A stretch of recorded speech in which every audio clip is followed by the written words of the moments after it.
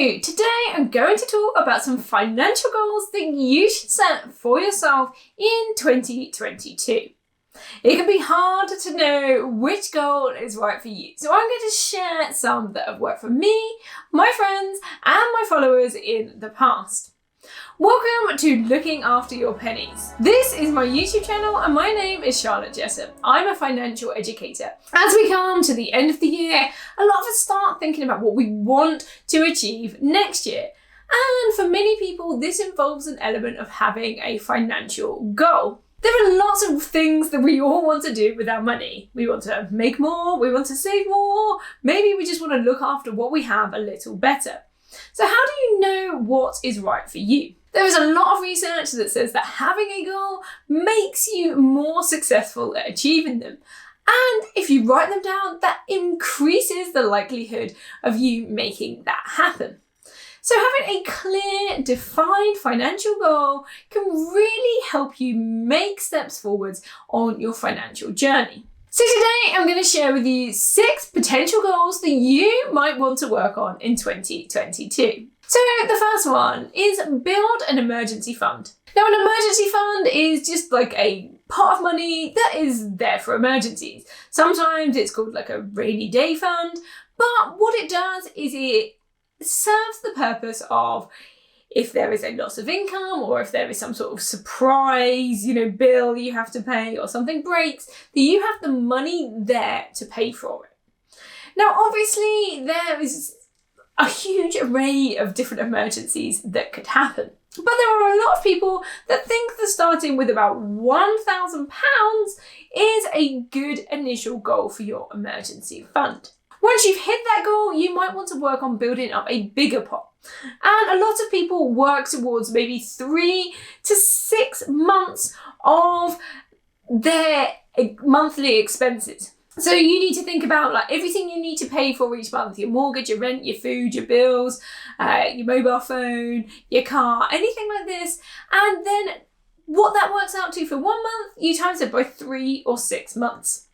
Now, whether you more towards 3 months or to 6 months really depends on how secure you feel about your job. So imagine if you're working in a public sector industry where losing your job is probably unlikely, then you could probably go for more like 3 months. If it's like a riskier industry, you might want to go for 6 months. Someone like me who is self-employed maybe wants a bigger pot because you're not quite sure what might happen in your particular industry. Now, this pot of money serves for when your washing machine breaks or in the eventuality that maybe you lose your job. So maybe spend some time thinking about what this figure might look like for you, for your partner, for your household, for your family. Write it down and then work on building that pot up. Once you have it, you set it aside. You need it somewhere that you can access it, but you want to be getting the best interest rate possible. So the second goal that you might want to work on is paying off your debt. So this is a huge goal, and there's a fabulous community on Instagram, on Facebook, of people that are working towards paying off their debt. Now, you might only have a small amount of debt, or you might have a big amount of debt, but you might find that your debt actually feels quite restrictive. It stops you from spending money on the stuff that you want now because you're still paying off stuff in the past. Or maybe it's preventing you from achieving a bigger goal. Lots of people who've been on the debt-free journey have found that once they've reached it, that they feel a lot more financially secure or even financially liberated. So how do you start with paying off your debt? Well, there are lots of ways you can do this, but the first thing you need to do is work out how much debt you actually have. You will need to go through things like credit cards, loans, car payments, anything that you owe to someone else, and write a list of that down. You then need to look at things like interest rates. So you might decide that you want to pay your debt off in terms of the highest interest rate first, because that's costing you the most money. Or alternatively, you could try and tackle the smallest debt and then work up to the biggest debt to give you a bit more momentum as you go. I've got lots of videos on this, so please do search my channel for paying off debt, and there'll be lots of information to help you. So the third goal could be to work on your money mindset. So money mindset is our system of thoughts and beliefs about the way money works. And this is built up from your experiences and maybe things that you have told yourself about money in the past. Now, some of these could be really accurate, beliefs based on things that you've seen, and some of them might be a sort of warped perspective, but you've held on to this belief. Now, you might have the belief that you're not good at managing your money, or that you'll never earn lots of money. And this is something that you might want to work on in 2022. You can do this through some journaling, so journal about your money memories, your past experiences. You could work on some affirmations, telling yourself positive things about money and changing your thought system around them.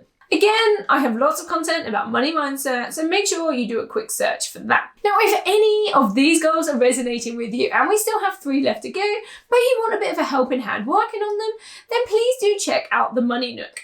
This is my exclusive community. It's a monthly membership where you can get access to workshops. So we've got about 7 workshops happening in the Money Nook at the moment. These are previous workshops. A new one gets launched every month. We also do a live Q&A every month. We do a group coaching. I give you a behind the scenes of how I manage different elements of my money. And there is an exclusive community of other Money Nookers who are working on their financial goals too. If you fancy checking this out, please do take a look at the link in the description, and I would love to have you join us there. So let's have a look at goal number 4. So this is about learning to budget. Now, you might not feel comfortable with the idea of budgeting. Maybe it's the word that puts you off. But you need to think of this more as an exercise in managing how you spend. So think about how you spend your money. Some people like to call this a spending plan. Either way, I have a spreadsheet to help you with this. And again, you can find that in the description. Learning to budget is really about telling your money what you want to happen with it. So rather than just finding out when you get, your bank statement come through, or at the end of the month when you're looking back and you've run out of money, it's about saying, no, I want my money to go towards my savings goals, or I want my money to go towards having fun, or I want my money to go towards my kids' savings accounts.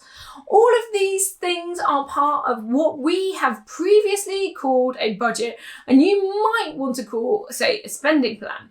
It's a really powerful tool in getting to grips with your money management, and it's a good goal for taking into the new year.